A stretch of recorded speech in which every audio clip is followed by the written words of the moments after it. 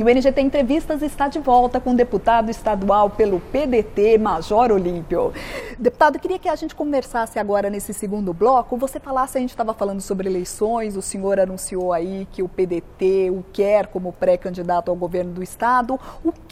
Quais seriam as opções aí, as mudanças para o governo do estado na sua visão? Sem a menor dúvida, nós temos que resgatar a qualidade dos serviços públicos. E não dá para você resgatar a qualidade dos serviços públicos sem você investir em estímulo aos servidores públicos do estado de São Paulo, em todas as áreas de prestação de serviços públicos, principalmente nesse tripé de sustentação da sociedade, a saúde, a educação e a segurança. O último governador que de fato olhou minimamente para os servidores públicos foi o Franco Montoro, e é conhecido até hoje como o pai dos servidores públicos. Não é uma coisa corporativista por eu ser servidor público, por eu ser filho de servidor público, por só ter estudado em escola pública, mas é exatamente porque não dá para você fazer um discurso de inovação da prestação de serviços públicos, da qualidade, da otimização dos serviços públicos, se você não investir na mola propulsora disso, que é o ser humano. Então nós temos professores extremamente mal pagos, os profissionais da área da saúde em situação calamitosa, e a segurança pública, que vai ser o foco principal dessa disputa, do debate nessas eleições, e aí que eu me coloco como a opção para o estado de São Paulo, porque não dá para você tentar arrumar todos os cômodos da sua casa ao mesmo tempo. Então, a situação da segurança pública é mais caótica. O que mais tira o sono do cidadão no estado de São Paulo é a segurança pública. As polícias desestruturadas, desaparelhadas, e o resultado é o sentimento de segurança que tem o marginal para delinquir, a certeza de que no estado de São Paulo o crime compensa para quem está atacando a população fora, compensa para quem está dentro do sistema prisional, que administra o crime de dentro dos presídios. Os presídios se transformaram literalmente em escritórios do crime no estado de São Paulo. Então, nós vamos atuar em cima disso aí. Não adianta também ficar com o discurso, olha, mas a lei está inadequada ao contexto da sociedade. Ele está sim. O Congresso não legisla na necessidade do cidadão. A lei penal, processual penal, legislação especial em relação à proteção do cidadão, ela é inadequada. Mas enquanto você não muda a lei, vamos aplicar as leis que existem. Certo. Nós temos uma praga terrível também, que é a corrupção. E não adianta só ter o discurso e não apurar as irregularidades. E a corrupção, ela é endêmica no nosso país. Está aí os escândalos no plano federal, no estado, no município. Eu fico desesperado quando eu vejo esses números dos desvios no metrô e na CPTM nos últimos anos, dizendo, olha, os administradores são muito religiosos, só conversa com um terço na mão. Quando você pensa que nós temos só 74 quilômetros de metrô na cidade de São Paulo, nós poderíamos ter pelo menos 100 quilômetros, que pelo menos 30 foi tungado na corrupção, dá desespero essas coisas. Quando você vê que hospitais, por exemplo, outro dia o Hospital de Vila Penteado, na zona norte de São Paulo, um hospital de referência, numa região extremamente carente, você não tinha agulha ou linha para sutura de pessoas. O básico, e você pega o orçamento do estado de São Paulo, um orçamento que nós vamos votar agora na Assembleia para 2014, de 190 bilhões de reais. Então, nós temos muitos absurdos. É com simplicidade, mas com coerência, mas com pulso. Serão muito bem-vindas as legendas políticas que tiverem compromissos com o nosso foco de administração. Mas não é a ideia dar nome bonito, vamos formar um governo de coalizão, e dizendo aos partidos, você põe aí, essa secretaria é sua, porteira fechada, significa você nomeia quem você quiser, você licita da forma que você quiser, desde que os seus votem comigo na Assembleia Legislativa e você me apoie. Aí nós vamos sofrendo essas coisas horríveis que a população não consegue ter satisfação com os seus impostos. Ah, mas é assim na política brasileira. Não, não é assim. E o cidadão não quer que seja assim. Eu já tentei abrir aqui 3 CPIs nos 7 anos que eu sou deputado. Onde eu tinha vasta documentação, tinha não. Onde mostro não só a corrupção no sistema, como provo o quanto e como os marginais mandam executar pessoas, matar policiais, apavorar a população, incendiar ônibus. E não consigo aqui ter 32 assinaturas, 1/3 da Assembleia, para abrir uma CPI.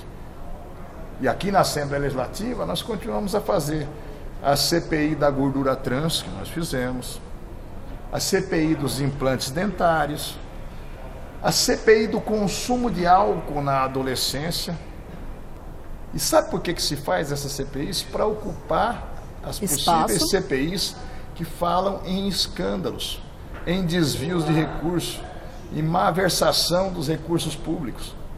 As pessoas muitas vezes dizem, olha, você não consegue se eleger se não fizer acordos. Acordos transparentes e democráticos, eles são feitos em qualquer sistema de governo.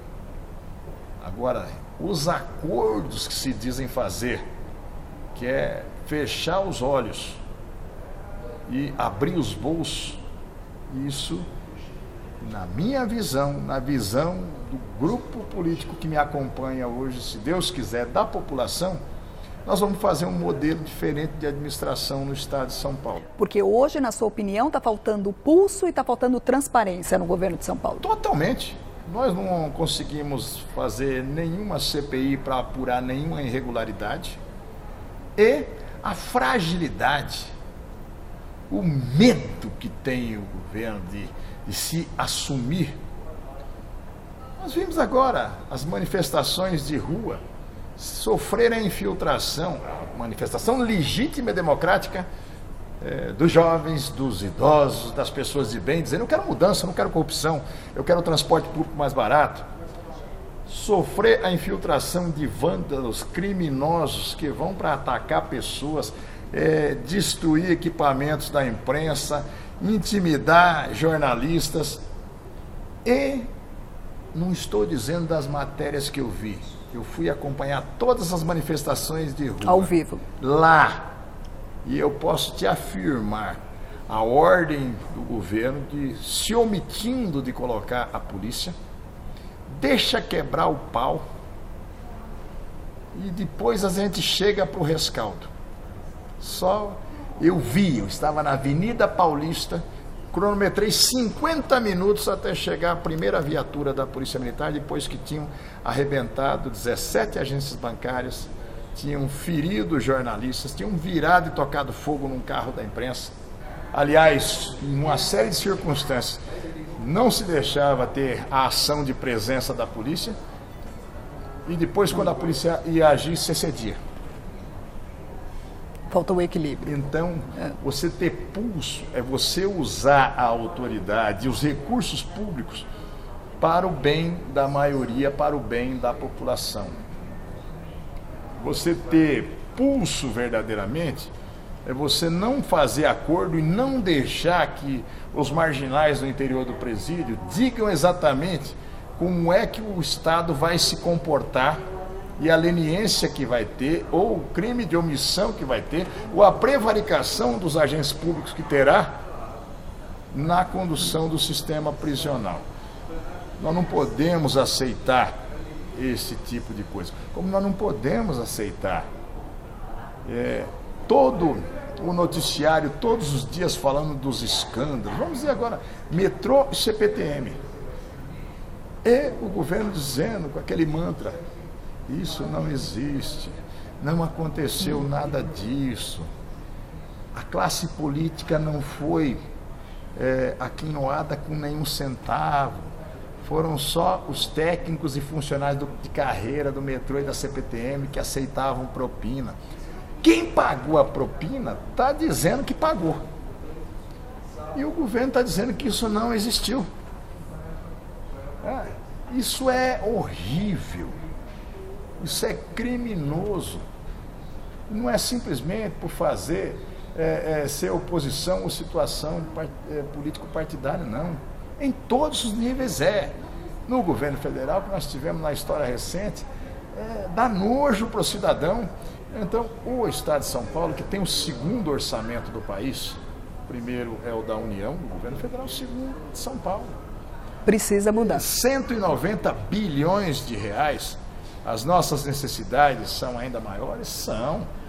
Mas o uso dos recursos públicos, ele não está sendo corretamente utilizado. Você vai falar, mas a corrupção ela existe, sempre vai existir. Mas você pode dar muito mais trabalho para o corrupto. Sem dúvida, dá pulso aí para o corrupto. E a corrupto. população, quando ela sente que existe seriedade de propósito, ela apoia, ela denuncia.